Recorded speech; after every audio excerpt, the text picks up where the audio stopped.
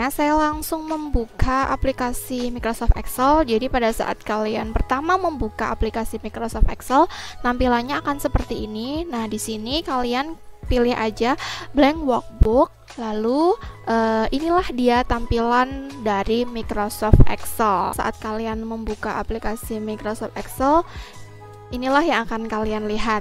Nah, kita pelajari satu persatu bagian-bagian apa saja sih yang ada di aplikasi Microsoft Excel ini. Yang pertama, di paling atas ini adalah Quick Access Toolbar. Nah, Quick Access Toolbar ini akan menampilkan menu atau fitur yang sering digunakan. Jadi kalau kita sering memakai icon-icon yang sering kita gunakan, sebaiknya kita taruh di Quick Access Toolbar ini untuk mempermudah kita dalam melakukan pengolahan di lembar kerja Microsoft Excel ini. Lalu bagaimana sih cara menambahkan ataupun mengurangi Quick Access Toolbar? Caranya yaitu kalian klik saja tanda panah ke bawah ini ya, diklik. Lalu di sini jika kalian ingin menambahkan, kalian tinggal contreng-contreng aja. Misalkan ibu akan menambahkan new di sini. Nah, di sini nanti akan icon new itu nanti akan tertambah di sini. Jadi kalau misalkan kita langsung pengen membuka suatu dokumen baru, kita tinggal klik saja di sini tanpa harus kita file new ya. Itu kan lama ya. Ya, memerlukan sedikit waktu sih, tapi kalau ada di Quick Access Toolbar itu kita tinggal klik saja. Lalu jika kita mau menambahkan yang lain, di sini ada more comment. Nah, di sini banyak sekali ya icon-icon menu-menu yang bisa kita tambahkan di dalam Quick Access Toolbar. Nah, misalkan di sini ibu akan menambahkan font color ya untuk mengubah warna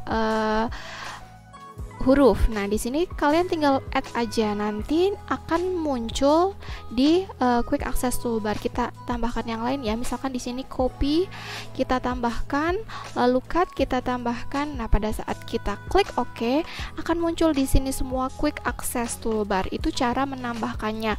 Sedangkan untuk menghilangkan atau mengurangi Quick Access Toolbar, kalian klik lagi tanda panah ke bawah. Nanti yang contreng-contreng ini kalian tinggal hapus saja. Nanti ini akan hilang, andonya hilang, misalkan redonya kita hilangkan, ini juga akan hilang. Tapi biasanya ando sama redo itu penting ya, kita munculkan lagi di sini. Nah, itu Quick Access Toolbar. Bagian yang kedua yaitu ribbon. Ribbon berisi fungsi-fungsi yang dapat digunakan pada Microsoft Excel. Ribbon terdiri atas banyak tabs menu. Bisa dilihat di sini ada banyak tabs menu dari File, Home, Insert, Page Layout, Formulas, Data, Review, View, dan juga Help. Nah, pada setiap tabs menu ada fungsi yang dikelompokkan lagi ke dalam grup menu. Bisa dilihat di sini di tabs Home. Di sini ada grup menu clipboard ya. Lalu ada font, ada alignment, ada number, ada style, cells, dan juga editing. Dimana di dalam grup menu ya ada terdapat menu. Misalkan di clipboard ya, di grup menu clipboard di sini ada menu cut, copy, dan juga ada format painter dan juga ada paste. Lalu di grup menu font di sini bisa dilihat ada bold, italic, underline, lalu ada border, lalu ada fill color, dan ada font color dan lain-lain. Bisa dilihat sendiri ya di alignment juga ada banyak menu yang bisa digunakan untuk mengolah aplikasi lembar kerja Microsoft Excel. Kita lihat di insert, di tabs insert juga ada grup menu. Ada yang pertama tables, illustration, add-ins, chart, map tours, spark lines, filter, link, text, dan juga simbol.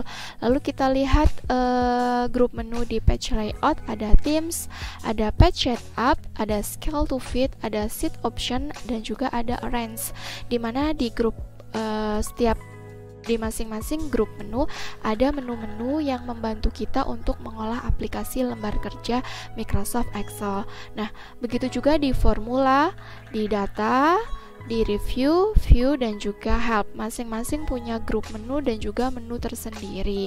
Itu semua digunakan menu-menu ini yang akan membantu kita untuk mengolah aplikasi lembar kerja Microsoft Excel. Ribbon dapat diminimize isinya. Caranya bagaimana? Caranya dengan klik kanan, lalu kalian klik collapse the ribbon.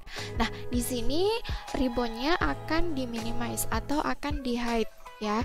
Jadi pada saat kalian pertama kali membuka Microsoft Excel, jika tampilannya seperti ini, kalian tidak usah bingung karena sebenarnya grup menunya tidak hilang. Jadi nggak usah khawatir, grup menunya itu sedang di minimize. Lalu gimana cara memunculkan kembali? Cara memunculkannya kalian tinggal klik kanan kembali, lalu collapse the ribbonnya, contrengnya kalian hilangkan, maka grup menu serta menunya akan muncul kembali. Bagian ketiga menunjukkan formula bar. Di sini terdapat alamat sel yang aktif beserta isi dan formula yang digunakan. Di sini saya berada di sel A1 sehingga alamat selnya yaitu sel A1. Jika saya pindah selnya ke sel C4 ya, di sini saya pindah ke sel C4, maka alamat selnya juga akan berpindah C4. Lalu saya pindah lagi ke sel G7. Di sininya juga akan berubah alamat selnya yaitu sel G7. Lalu jika saya tambahkan isinya di sel G7, misalkan saya isi dengan nama saya Ana Aulia, di sini akan tampil isi dari sel G7 yaitu Ana Aulia. Lalu jika kita memasukkan rumus ya, misalkan di sini sama dengan sel G7. Di sini juga akan muncul rumusnya sama dengan G7. Inilah fungsi dari formula bar, yaitu menunjukkan alamat sel yang aktif beserta isi dan juga menunjukkan formula yang kita gunakan untuk mengolah lembar kerja Microsoft Excel. Oke, ini datanya Ibu hapus dulu ya. Kita lanjut ke bagian keempat. Bagian keempat menunjukkan worksheet. Area inilah yang disebut dengan worksheet. Di bagian ini, kalian dapat melakukan pengolahan data. Worksheet terdiri atas kumpulan sel yang terbentuk dari baris dan juga kolom. Apa itu baris dan apa itu kolom? Kita bahas yang pertama baris dahulu. Inilah baris. Ya. Baris adalah bagian horizontal yang mendatar dari kiri ke kanan. Biasanya dia dilambangkan oleh angka ya. Jadi baris itu di sini ada baris 1, 2, 3 dan seterusnya sampai ke bawah. Ini adalah baris. Dia dari kiri ke kanan. Oke, lanjut yang kedua, kolom. Nah, kolom adalah bagian vertikal yang memanjang dari atas ke bawah. Inilah yang disebut dengan kolom. Biasanya dia dilambangkan dengan huruf. Bisa dilihat di sini ada huruf A, B, C, D, E, F, G, H dan seterusnya. Jika ditarik ke kanan terus ya, di sini setelah Z akan mulai lagi AA, AB dan seterusnya. Untuk jumlah kolom dan baris pada Microsoft Excel tiap versi berbeda-beda. Ya, untuk versi 2007 sampai dengan sekarang, Microsoft Excel mempunyai jumlah kolom dan baris yang sama, yaitu dia mempunyai jumlah kolom 16.384, yaitu dari kolom A sampai XFD, dan juga untuk barisnya ada 1.048.576 baris. Itu adalah jumlah baris dan kolom untuk versi Microsoft Excel dari tahun 2007, 2010, 2013 sampai dengan sekarang. Yang terakhir, jumlah kolom dan jumlah barisnya masih sama. Di dalam worksheet, kita mengenal istilah cell dan juga range. Apa itu cell dan apa itu range? Kita pelajari yang pertama dahulu, cell. Cell terbentuk dari titik pertemuan antara kolom dan baris, di mana tadi kita sudah pelajari bahwa kolom dilambangkan dengan huruf, ya, dari huruf A, B, C dan seterusnya, dan juga baris dilambangkan dengan angka 1, 2, 3 dan seterusnya. Sebagai contoh ya, Ibu taruh kursornya di sini. Oke, berarti ini adalah sel F6. Kenapa sel F6? Bisa dilihat di sini posisinya ada di kolom F dan ada di baris ke-6. Bisa dilihat juga di alamat selnya di sini F6. Jadi ini adalah sel F6. Ingat, untuk menuliskan sel harus diawali dengan kolom dahulu baru baris. Jangan kebalik, bukan 6F tapi F6. Oke. Ibu taruh lagi di sel yang berbeda. Oke, di sini. Ini berarti letaknya berada di sel C8 ya. Paham ya? Oke, Ibu perbesar dahulu biar jelas. C8. Kenapa C8? Karena dia berada di kolom C di baris 8, sehingga alamat selnya yaitu sel C8. Oke, Ibu pindah lagi, misalkan di sini. Berapa alamat selnya? Silahkan jika kalian sudah tahu, kalian bisa tulis di kolom komentar ya. Sel paham ya? Kita lanjut ke range. Apa itu range? Range adalah kumpulan dari beberapa sel. Jika tadi kalian sudah mengenal sel, ternyata range itu adalah kumpulan dari beberapa sel. Sebagai contoh, di sini Ibu punya sel E5. Jika Ibu klik dan Ibu tarik ke bawah, ternyata yang Ibu blok ini adalah sebuah range ya. Di sini adalah sekumpulan sel, ada sel E5, E6, E7, E8, E9, dan juga ada sel F5, F6, F7, F8, dan juga F9. Sekumpulan sel ini disebut range E5, F9. Contoh lain, Ibu tarik lagi ya. Nah, ini adalah sebuah range. Range berapa? Range I4, I9. Contoh lain, Ibu blok area sini. Oke, ini disebut range L6, M10. Lalu bagaimana sih cara menuliskan range yang benar, Bu? Cara menuliskan range yang benar itu adalah yang pertama, fokus ke sel yang pertama. Kita tulis sel yang pertama. Tadi Ibu bilang di sini adalah range L6. Ya, karena ini dimulai dari sel L6. Lalu yang terakhir, yang kedua, kita fokus ke sel yang terakhir. Kita lihat di sini sel yang terakhir adalah M10. Jadi penulisannya kita fokus dengan sel yang pertama dan sel yang terakhir, sehingga bisa kita tuliskan bahwa untuk range ini adalah range L6 dan juga titik koma M10. Itu cara penulisan range-nya. Paham ya? Sel dan range ini nantinya digunakan saat mendefinisikan parameter untuk formula atau rumus di aplikasi Microsoft Excel. Makanya kalian harus paham mana itu range, mana itu sel, agar kalian bisa mengolah aplikasi lembar kerja Microsoft Excel dengan baik, ya. Kita masuk bagian yang terakhir, yaitu yang kelima ya, ada di sini. Ini adalah kumpulan dari worksheet ya. Dalam satu file atau workbook bisa terdapat banyak worksheet sekaligus. Di sini kita lihat ada worksheet 1 ya. Nah, ini worksheet ini bisa kita tambahkan, juga bisa kita kurangi. Oke, cara mengolah worksheet yang pertama ya. Di sini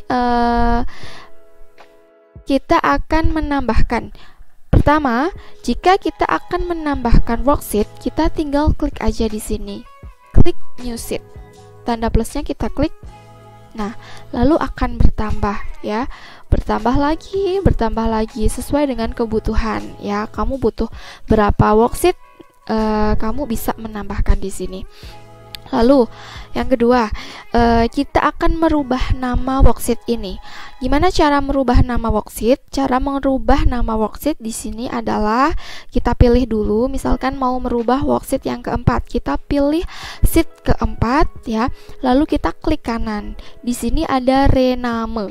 Nah, rename di sini berarti kita bisa mengubah nama sheetnya.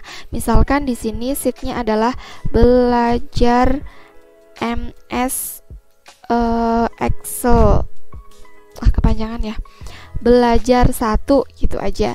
Nah, ini sudah diganti namanya belajar 1. Lalu kita rubah lagi sheet 3-nya, misalkan di sini belajar 2. Oke, kita rubah lagi, rename ya, belajar 3. Lalu kita rubah di sini ke belajar 4. Itu cara mengganti nama sheet. Oke, untuk sheet ini juga bisa kita pindah-pindahkan. Ini kan dari 4 dulu, ke 3, ke 2, ke 1. Bisa kita rubah, misalkan mau 1 dulu nih yang di sebelah kiri. Kita bisa klik, terus kita tarik ke sini. Jadi belajar 1-nya ada di paling depan. Kita klik, kita tarik lagi, kita klik, kita tarik lagi, sehingga sheetnya itu dari belajar 1 sampai belajar 4. Itu cara merubah atau cara memindahkannya ya. Terus apalagi ya? Terus di sini misalkan kita punya file nih di sheet 4. Nah, di sheet 4 ini kita mau mengcopy seluruh bagian lembar kerja atau seluruh bagian worksheet yang ada di belajar 4. Nah, ini bisa dengan cara klik kanan move or copy. Move or copy ini berarti nanti kita akan memindahkan sekaligus mengcopy. Kalau mau sekaligus mengcopy, jangan lupa di sininya dicontreng create a copy-nya. Jadi sheet awalnya itu akan tetap tercopy ya, akan ada. Jadi ada 2 sheet yang sama nantinya. Ini kita klik move to end, oke, sehingga belajar 4-nya ada 2 karena tadi kita mengcopy sheet belajar 4.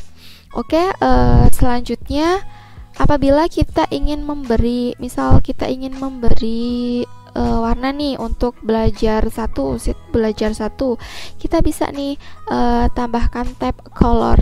Ini misalkan warna merah, klik kanan ya, klik kanan, terus ini warna hijau, lanjut ini warna kuning, lanjut ini warna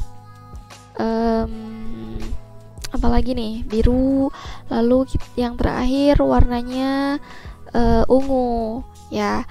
Itu adalah cara memberikan warna kepada worksheet ya. Lalu selanjutnya worksheet atau sheet itu juga bisa kita hide atau bisa kita sembunyikan. Caranya bagaimana? Caranya yaitu dengan klik kanan kita hide. Dengan seperti itu kita menyembunyikan sheet belajar 3. Lalu jika kita membutuhkan lagi sheet belajar 3-nya, kita klik kanan lagi. Di sini unhide-nya kita klik. Nah, kita oke. Nah, maka akan muncul lagi sheet belajar 3. Itu cara mengolah worksheet ya. Itulah bagian-bagian dari Microsoft Excel ya. Semoga dengan kita mengenal lebih dalam tentang bagian-bagian dari Microsoft Excel, selanjutnya kita bisa mengolah Microsoft Excel dengan baik. Demikian video tentang perkakas lembar kerja Excel. Semoga kalian bisa memahaminya dengan baik dan juga bisa bermanfaat.